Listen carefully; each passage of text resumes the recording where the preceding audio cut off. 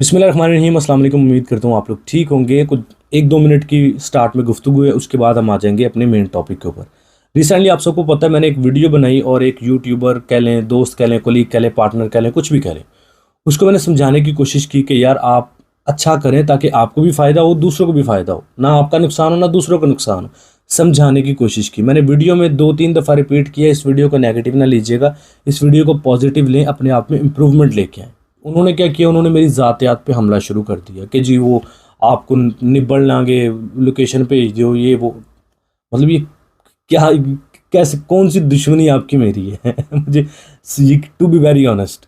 और मेरे भाई, मेरी इसके बाद आपके ऊपर वीडियो कोई नहीं आएगी। उसकी रीज़न ये है कि सो कॉल्ड वो टिकटॉकर्स की तरह ना, वो जैसे आपने किया कि मैंने आपको समझाने की कोशिश की, आपने फ़ौरन अगले दिन ही वो मेरी ज़ात पे हमला करके एक वीडियो चाड़ दी। वो अजीब ही यार, समझने की बजाय आप अगले बंदे की ज़ात पे हमला कर रहे हैं। तो अभी इसके बाद आप 5 वीडियो बनाएं, 10 बनाएं, 20 बनाएं, 30 बनाएं, मुझे फ़र्क नहीं पड़ता। मैंने जस्ट आपको समझाना था कि मेरे भाई अपना भी नुकसान बचाएं, दूसरों का भी बचाएं। आप जैसा मर्जी दिल करे काम करें ना करें, मुझे फ़र्क नहीं पड़ता। एक एज ए सीनियर यूट्यूबर या एक एज ए ब्रदर मैंने आपको समझाने की कोशिश की और आपने उल्टा, क्योंकि मुझे पता है अभी मैं आपको एक और वीडियो समझाने पे लगाऊंगा ना, तो आप और गलीज़ ज़बान इस्तेमाल करेंगे ना, आप और मेरी ज़ात पे हमला करने की कोशिश करेंगे। तो आपने कहा जी वो चिचड़े फेंक दिए, इस तरह की बातें की। चलें, कोई इशू नहीं है, वो आपकी अपनी ज़ुबान है, आपका अपना दिमाग है, आपकी अपनी एक सोच है कि आपने मतलब है ना इस चीज़ को एक दुश्मनी की तरफ मूव ऑन कर लिया कि पता नहीं कोई हम बड़ा को 300 का हम दोनों के दरमियान में कोई केस चल रहा है, उसमें हम कोई एक दूसरे के खिलाफ वीडियोस बना रहे हैं। और बड़ा कि जहाँ तक रही जी क्लाइंट की बात, आपके पास ऑफर लेटर नहीं है, ऐसा नहीं है, वैसा नहीं। मेरे भाई, मैं कहता हूँ दुनिया का सबसे निकम्मा इंसान मैं हूँ, ठीक है। आप बहुत ज़्यादा प्रोफेशनल बंदे हैं, अल्लाह आपके प्रोफेशनलिज्म में इजाफा करे, अल्लाह मेरे हिस्से का भी रिज़्क आपको अता करे, मुझे इस चीज़ से कोई फ़र्क नहीं। अब इतनी बड़ी मैं बात कह रहा हूँ, तो अगर अभी भी आप समझ जाएंगे ना, मुझे फ़र्क नहीं पड़ता आपने मुझे क्या कहा क्या नहीं कहा। फ़र्क सिर्फ ये पड़ता है कि काम अच्छा करें ताकि लोगों का भी फ़ायदा हो, आपका भी फ़ायदा हो, लोगों का भी नुकसान ना हो, आपका भी नुकसान ना हो। मैंने आपको पहले भी कहा, as a senior YouTuber, a friend, दोस्त, कुछ भी कह लें, इस तरीके, इस नज़रिए से मैंने आपको सख्त अल्फाज में समझाने की कोशिश की, ना कि आपके ऊपर कोई हमला किया जैसे आपने वो वीडियो चढ़ वो मेरे ऊपर बना डाली, ठीक है। और बाकी जहाँ तक फेम की बात रही मेरी जान, 3.5 लाख से ऊपर सब्सक्राइबर वाला बंदा 70,000 वाले सब्सक्राइबर से फेम नहीं मांगता, ये बात याद रखिएगा हमेशा। बाकी कामयाब रहें, खुश रहें, आबाद रहें। मेरी तरफ से कोई गिला नहीं रखना, दिल में कोई बात नहीं रखनी। मैं आपसे माजरत करता हूँ अगर आपको बुरा लगा मेरी किसी बात का, ठीक है। और ये कोई अल्लाह माफ़ करे कोई खौफ डर या इस तरह की नहीं है कि आप मतलब आपने बड़ा कोई कारनामा किया वीडियो बना के और बड़ी वो मेरे लिए मुश्किल साबित हुई। अल्हम्दुलिल्लाह हर फील्ड में हर हर हर तरफ हमारे सोर्सेज हैं जहाँ से मैं निबड़ सकता हूँ आपके साथ, ठीक है। लेकिन मामला वो नहीं है, मामला ये है कि मेरे भाई, खैर यार वीडियो का टॉपिक चेंज हो रहा है। आप खुश रहें, आबाद रहें, कामयाब रहें, दुआएं हमारी आपके साथ हैं। जो दिल करता है करें मेरी जान। अब मैं आपको समझाने के लिए कोई वीडियो नहीं बनाऊंगा, इवन कि मैं किसी और यूट्यूबर को भी समझाने के लिए वीडियो नहीं बना, क्योंकि आज के मुझे ये समझ आई है कि आज के दौर में कोई बंदा समझने की बजाय आपके ऊपर उल्टा हमला करेगा। वो ये नहीं कहेगा कि यार हाँ ठीक है यार, मैं अपने अंदर इंप्रूवमेंट लेके आता हूँ। मुझे बहुत, अल्लाह की कसम, मुझे स्टार्ट में बहुत सारे लोगों ने गालियाँ भी दी हैं, ठीक है, बर्दाश्त किया मैंने, क्योंकि हाँ मेरे अंदर गलतियाँ हो सकती हैं, मैं कोई फरिश्ता थोड़ी हूँ। अगर मैं एक काम अच्छा करता हूँ तो 99 में गलत भी करता हूँ। मुझे भी लोगों ने गालियाँ दी, गलत कहा, ठीक है, और अच्छा कहा उन्होंने। अगर वो ना कहते तो शायद आज मैं भी गलत कर रहा होता। उनकी सुन के मैंने अपने अंदर इम्प्रूवमेंट लेके आया मैं, ठीक है। और अगर 3.5 लाख से ज़्यादा बंदे ने हमें सब्सक्राइब किया है तो वो कुछ सोच के उन्होंने किया ना, उनको कुछ अच्छा लगा तो उन्होंने किया ना, उनको कुछ कामयाबी मिली तो उन्होंने किया ना। जो आपने वो कहा ना कि ये उर्दू स्पीकिंग है, अल्हम्दुलिल्लाह फैसलाबाद से मेरा तल्लक है और मैं बाजवा मेरी ज़ात है, ठीक है। और सारे जो भी जने वाले काम है ना सारे आते, लेकिन फ़र्क ये है कि थोड़ी सी एजुकेशन हासिल कर ली है, कुछ वालिदैन की तरबियत इस तरह की है कि एक अच्छे अल्फाज में अपने आप को रिप्रेजेंट करना आता है, तो जिसकी वजह से आपने कहा ये उर्दू स्पीकिंग है और ये वो, ठीक है। तो वो सिर्फ इस वजह से, ठीक है जी। बाकी चलें यार, खुश रहें, आबाद रहें, कामयाब रहें, दुआएं हमारी आपके साथ हैं, जैसे दिल करता करें, डजंट मैटर, ठीक है जी। अब आ जाए हम वीडियो के दूसरे सेक्शन में आ जाते हैं, ठीक है। ये मैंने इसलिए स्टार्ट थोड़ा सा किया है ताकि उस बंदे को समझ आ जाए कि ये जो सो कॉल्ड टिकटॉकर्स की तरह होता है ना कि इधर से एक वीडियो बन रही है उधर से बन रही है, वो सिलसिला रुक जाए, ठीक है। मैं माजरत कर लेता हूँ आपसे और ये इस काम को इधर ही रोक दें, आप जैसा दिल करता है आप वैसा काम करें, ठीक है। पाकिस्तान में तकरीबन 60 से ज़्यादा % ऐसे लोग हैं जिनके पास कोई एजुकेशन नहीं है, कोई स्किल नहीं है, उनके वो मैट्रिक भी पास नहीं है और कोई स्किल नहीं है उनके पास, वेले बंदे हैं वो क्या यूरोप, कनाडा, यूके, यूएसए इन कंट्रीज़ में जाके काम कर सकते हैं? पॉसिबिलिटी है इस चीज़ की, तो डेफिनेटली इस चीज़ की पॉसिबिलिटी है। दो तरह से है, एक तो है ऑनलाइन जॉब्स हंटिंग करना, वो कुछ लोग कहते हैं यार इससे मतलब 50-50 होता है कि हो सकता है आ जाए रिस्पॉन्स, हो सकता है ना आए। इसी तरह एक दूसरा प्रोसेस है, वो भी 50-50 होता है, उसमें भी ये होता है कि आपका वीज़ा हो सकता है लग जाए, हो सकता है ना लगे, इमिग्रेशन पे डिपेंड करता है। उसको कहते हैं विजिट वीज़ा। तो डेफिनेटली विजिट वीज़ा के थ्रू इन कंट्रीज़ में जाकर सेटलमेंट करना बहुत आसान होता है, ठीक है जी। इवन कि आप, हमारी ये ऑफ़र होती है कि अगर आप कनाडा, यूके, यूएसए, यूरोप किसी भी डेवलप कंट्री में, ऑस्ट्रेलिया, न्यूजीलैंड भी इंक्लूड कर लें, न्यूजीलैंड इंक्लूड कर लें, ऑस्ट्रेलिया नहीं, इन कंट्रीज़ में से आप किसी भी कंट्री में विजिट वीज़ा पे मौजूद हैं, आप हमारे साथ कांटेक्ट कर सकते हैं, मैसेज पे बता सकते हैं कि यार मैं इस कंट्री में मौजूद हूँ, हम आपकी हेल्प करते हैं, आपको वहाँ पे सेटलमेंट आपकी करवाने में विदाउट चार्जेस। इसके हमारे कोई चार्जेस नहीं होते, मतलब आप विजिट वीज़ा पे कनाडा, यूएसए, यूके, यूरोप मौजूद हैं, न्यूजीलैंड भी इंक्लूडेड है, इसमें आप मौजूद हैं, आप कहते हैं जी मैं विजिट वीज़ा पे मौजूद हूँ, मेरी सेटलमेंट करवाएं, तो विदाउट चार्जेस, विदाउट कोई चार्जेस नहीं है इसके, हम कोशिश करते हैं, आपकी दावा नहीं है, कोशिश करते हैं कि आपकी सेटलमेंट करवाई जाए वहाँ पे, ठीक है। तो ये विदाउट चार्जेस होता है। अब विजिट वीज़ा अगर हम Europe, Canada, USA, UK, New Zealand, Australia वगैरह को देखें, इनका विजिट वीज़ा की जब हम बात करते हैं तो सबसे पहली चीज़ होती है कि पाकिस्तानियों के पास डॉक्यूमेंट्स ही पूरे नहीं होते। जब बात करें तो पाकिस्तानियों के पास डॉक्यूमेंट्स पता क्या होते हैं? Passport, ID card, wide background photo, या बस ये 2-3 डॉक्यूमेंट्स होते हैं, ठीक है जी। वो कहते हैं जी इसी, या एफआरसी लोगों के पास होता है, वो कहते हैं जी ये 3-4 डॉक्यूमेंट्स हैं, इसकी बेस पे हमें कनाडा भेज दें, इसकी बेस पे हमें यूरोप भेज दें। अब अनफॉर्चुनेटली पाकिस्तान की बदकिस्मती ये है कि पाकिस्तान में कुछ ऐसे भी लोग बैठे हैं जो सिर्फ पासपोर्ट, आईडी कार्ड, फ़ोटोज़ वगैरह अगले बंदे से पकड़ लेते, कहते हैं जी कनाडा का वीज़ा लग जाएगा, 10 लाख रुपए एडवांस दे दे, 5 लाख एडवांस दे दें, बाकी वीज़ा लगने के बाद। अब बंदा अनएजुकेटेड होता है, उसको इतना आइडिया नहीं होता, तो वो बंदे को पैसे दे देता है और पैसे उसके मर जाते हैं। और अनफॉर्चुनेटली अगर आपके पैसे कोई एजेंट मार लेता है तो आप बड़ी मुश्किल उससे वापस लेना आपके लिए हो जाती है, ठीक है।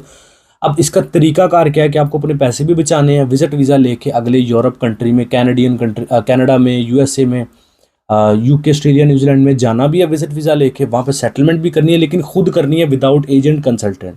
इसका मैं पूरा तरीकाकार आपको बताऊंगा। जो डॉक्यूमेंट्स इसमें लगने हैं ना, उन डॉक्यूमेंट्स को बताने के साथ मैं एक्सप्लेन भी करूंगा, ताकि अगर आपके पास वो डॉक्यूमेंट नहीं है तो आपको पता हो ये डॉक्यूमेंट कहाँ से बनना है और किस तरह हमने बनवाना है, कितने इसके चार्जेस होंगे, हर चीज़ मैं इस वीडियो में क्लियर करूँगा। टोटल 12 डॉक्यूमेंट्स होंगे, सिर्फ 12 डॉक्यूमेंट्स। ये 12 डॉक्यूमेंट्स आपने बनाने हैं। अगर ये 12 डॉक्यूमेंट्स आप बना लेते हैं तो हम आपका विजिट वीज़ा प्रोसेस करेंगे, जिसमें 90% चांसेस होंगे आपका वीज़ा लगने के। लेकिन डॉक्यूमेंट्स जिस तरह मैं आपको बता रहा हूँ वैसे ही आपने बनाने हैं, ठीक है जी। ये डॉक्यूमेंट बना के आपने हमें दे देने हैं, जस्ट आपको पेड कंसल्टेंसी हम देंगे, ठीक है। कोई ये, मैं ये नहीं कह रहा आपको डन बेस हम वीज़ा निकलवा देंगे, कोई वर्क परमिट ले देंगे, हम वीज़ा की कंसल्टेंसी आपको देंगे, ठीक है। पेड कंसल्टेंसी या माइनर चार्जेस आपने वो पे करने हैं, ठीक है, कंपैरेटिवली अदर एजेंट्स और कंसल्टेंट्स के। अच्छा, सबसे पहला डॉक्यूमेंट आता है पासपोर्ट। पाकिस्तानी पासपोर्ट आप पासपोर्ट ऑफिस से भी बनवा सकते हैं। अब तो अल खिदमत सेंटर और बहुत सारे सेंटर्स ओपन हो चुके हैं, ऐसे लेके 15,000 तक इसकी फ़ीस होती है, 20,000 भी होती है, वट आप वहाँ पे जाके देख लीजिएगा कि क्या फ़ीस चल रही है। उसमें नॉर्मल भी होता है, अर्जेंट भी होता है, और भी दीगर मामलात होते हैं, ठीक है। अब वहाँ पे जाके आपको पासपोर्ट ऑफिस में सारी इन्फॉर्मेशन मिल जाएगी, वहाँ से आपका पासपोर्ट बन जाएगा, ठीक है। उसके बाद आ जाता है आईडी कार्ड, एनआईसी, CNIC जिसको कहते हैं, शनाख्ती कार्ड कह सकते हैं। अब ये शनाख्ती कार्ड हर बंदे के पास होता है, कोई ऐसा बंदा नहीं है जिसके पास CNIC ना हो, शनाख्ती कार्ड ना हो। तीसरे नंबर पर आ जाती है फ़ोटो, आपकी वाइड बैकग्राउंड के साथ फ़ोटो होती है, 2x2 की बना लें, जो भी कंट्री की जो रिक्वायरमेंट है। आप पूछ सकते हैं हमारे साथ, ये व्हाट्सअप नंबर पर मैसेज करके, कॉल नहीं करनी आपने, जस्ट मैसेज करना, आपको रिस्पॉन्स मिल जाएगा। आप पूछ सकते हैं किस कंट्री के लिए क्या कौन सा साइज़ फ़ोटो का रिक्वायर्ड है, ठीक है। फ़ोटोशॉप पे जाएं और इवन के उस फ़ोटोशॉप वाले को जाके आप ये कह दें कि यार मुझे कनाडा के लिए पिक्चर बनानी है, मुझे यूरोप के लिए बनानी है, जर्मनी के लिए बनवानी है, USA के लिए मुझे बनवानी है, तो जब आप उसको बताएंगे वो आपको बना देगा फ़ोटोशॉप से। आप किसी भी फ़ोटोशॉप से इजीली बनवा सकते हैं फ़ोटो। FRC की तरफ, फैमिली रजिस्ट्रेशन सर्टिफिकेट, अगर आप शादीशुदा हैं, आप अपनी बीवी बच्चों के साथ अपना FRC बनाते हैं। अगर आप शादीशुदा नहीं है, आप अपने बहन भाइयों के साथ अपना FRC बनाते हैं। FRC बनाने के 2 तरीकाकार है। पहला तरीका ये है, बल्कि मैं आपको दूसरा तरीका रेफ़र करूँगा। पहला तरीका ये है कि आप नादरा के ऑफिस चले जाएं। अगर आप बीवी बच्चों के साथ बनाना चाह रहे हैं तो अपनी बीवी को साथ ले जाएं, अगर आप बीवी हैं तो हस्बैंड को साथ ले जाएं, अपने बच्चों के बे फॉर्म्स वो साथ ले जाएं, ठीक है। तो आप जस्ट ये चीज़ें लेके जाएंगे, आपका 500 या 1000 रुपया फ़ीस होती है। आपका FRC वहाँ पे बन जाता है। अगर आप चाहते हैं कि ऑनलाइन FRC बनाना है, कहीं जाने की ज़रूरत नहीं, आप ऑनलाइन भी एक वेबसाइट है जिसका डिस्क्रिप्शन में आपको लिंक दे दूंगा, वहाँ पे जाके इवन के एक वीडियो का लिंक दे दूंगा जहाँ पे आपको बताया गया कि आपने FRC ऑनलाइन आप किस तरह बना सकते हैं। उसकी 1200 रुपया फ़ीस होती है, आप घर बैठे ये FRC बना सकते हैं, ठीक है, विद फैमिली और मतलब विद योर सिबलिंग्स और विद योर वाइफ और चिल्ड्रंस, ठीक है, या विद योर हस्बैंड और चिल्ड्रंस। तो ये आप डिपेंड्स ऑन योर सिचुएशन। इसी नंबर पे आ जाता है MRC, मैरिज रजिस्ट्रेशन सर्टिफिकेट। ये मैरिज रजिस्ट्रेशन सर्टिफिकेट जो होता है ये उन्हीं लोगों के, सिर्फ उन लोग के लिए होता है जो शादीशुदा है। अगर आप शादीशुदा है, जिसको निकाहनामा कहते हैं, उसको इंग्लिश में ट्रांसलेट करवा लें, या जो आपका नियर जो होता है काउंसलर होता है, शायद जनरल काउंसलर या इस तरह की, पता नहीं, वट एवर, मेरे नाम जेन से निकल गया, वहाँ से जाके आप, जहाँ से ये आप बच्चे को नाम वगैरह रजिस्टर करवाते हैं ना, आपके हर तकरीबन मोहल्ले में, हर गली में होता है, तो उसमें आप जाके अपना MRC ले सकते हैं। उनको बोलेंगे मुझे कंप्यूटराइज निकाहनामा चाहिए, वो आपका MRC दे देंगे। उसकी भी 400-500 रुपया फ़ीस है, इवन के 200-300 है शायद, आप देख लीजिएगा वहाँ पे क्या लेते हैं। तो वो MRC हो गया। अगर आप शादीशुदा नहीं है फिर आपको MRC नहीं चाहिए। अब आ जाता है आपका NTN, national tax number. It's very very important. देखिए मेरे भाई, आपने वीज़ा अप्लाई करना है, आपने नहीं करना, आपने 3 साल बाद करना है, 10 साल बाद करना है, आप NTN आज ही अपना बना लें, विदाउट चार्जेस फ्री NTN बना सकते हैं। वीडियो मौजूद है यूट्यूब पे, अपना NTN आज ही बना लें। उसका फ़ायदा ये होता है कि आप जब NTN बना लेते हैं, जितना पुराना NTN होता है वीज़ा लगने के चांसेस उतने ही ज़्यादा होते हैं, जितना नया NTN होता है ना वीज़ा लगने के चांसेस उतने ही कम होते हैं। अभी अपना NTN बना लेंगे, वो फ़ायदा ये है कि जब आप साल बाद, 2 साल बाद, 3 साल बाद अप्लाई करेंगे तो आपका NTN पुराना होगा, जिस पे वीज़ा लगने के चांसेस ज़्यादा होंगे। NTN विदाउट चार्जेस बन जाता है, फ्री बन जाता है। आप किसी जो लॉयर से भी बनवा सकते हैं, टैक्स कंसल्टेंट से, वो भी आपको बना के दे सकते, वो पैसे लेंगे थोड़े बहुत, और आप फ्री भी बना सकते हैं। खुद यूट्यूब पे वीडियोस पड़ी हुई हैं। NTN के बाद आ जाता है आपकी टैक्स रिटर्न्स।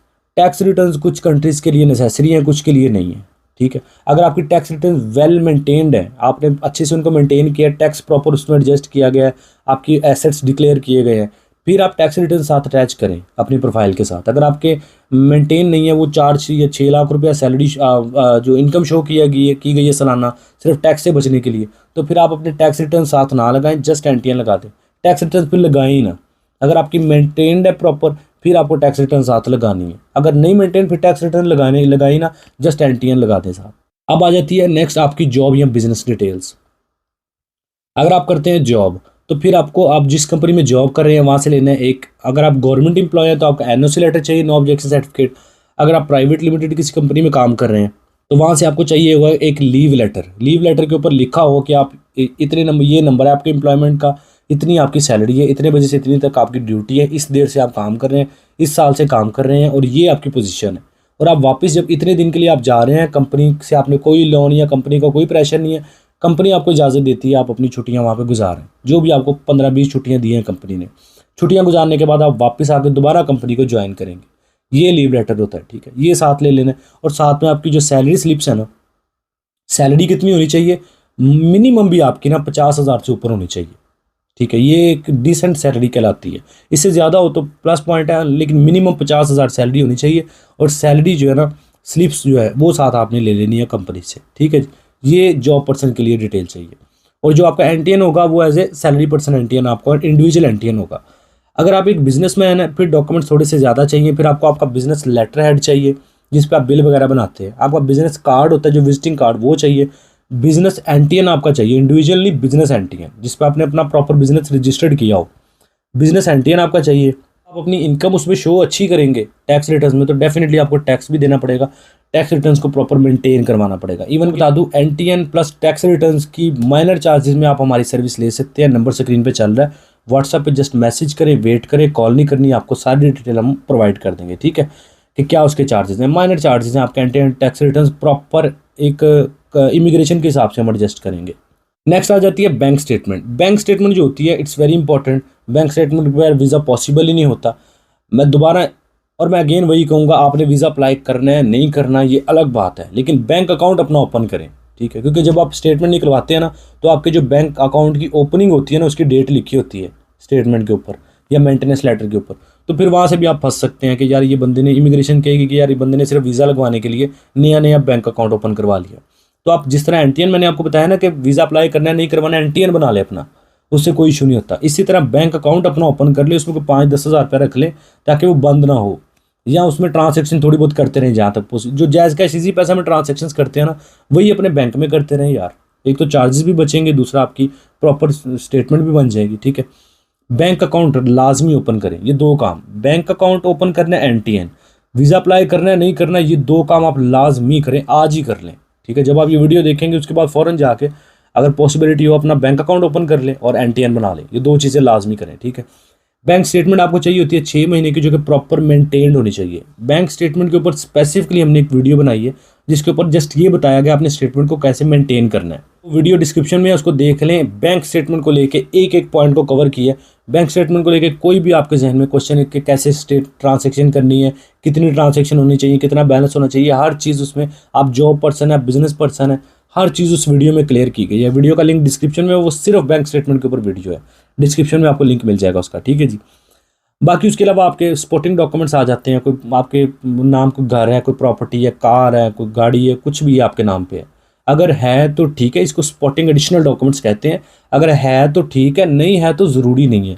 हर बंदे के पास अपना घर हो, अपनी गाड़ी हो, ज़रूरी नहीं है आपके पास आप लगा दें, नहीं है ना लगाएं। आ जाते हैं लास्ट पॉइंट, या तो आपकी 3 से 5 ममालिक की ट्रैवल हिस्ट्री होनी ज़रूरी है, बहुत ही ज़रूरी है। अगर आप ट्रैवल हिस्ट्री नहीं बनाना चाहते, फ्रेश पासपोर्ट पे अप्लाई करना चाहते हैं, फिर आपका बैलेंस अच्छा होना ज़रूरी है, NTN पुराना होना चाहिए, बैंक अकाउंट आपका पुराना होना चाहिए, और ट्रांसैक्शन अच्छी होनी चाहिए, और बिजनेस की वर्थ अच्छी होनी चाहिए। मतलब आपकी स्ट्रॉन्ग प्रोफाइल है तो फिर आप जो है ना फ्रेश पासपोर्ट पर भी ट्राई कर सकते हैं। लेकिन अगर आप थोड़ा बहुत एडजस्ट कर सकते हैं, मैनेज कर सकते हैं अपना, मतलब इतना बजट है आपका, तो फिर आप 5-7 लाख रुपया लगा के, अगर आप एजेंट को 40-40 लाख रुपया देने को तैयार हो जाते हैं, वही 10 लाख रुपये अपने ऊपर लगा के कुछ 4-5 ममालिक की ट्रैवल हिस्ट्री बना के, बाकी 30 लाख रुपया जो एजेंट को देना, वही अपनी स्टेटमेंट बना के अपना खुद वीज़ा अप्लाई कर ले। पासपोर्ट पे वीज़ा भी लग जाएंगे, ट्रैवल करना भी आ जाएगा, डेवलप कंट्री का वीज़ा भी मिल जाएगा।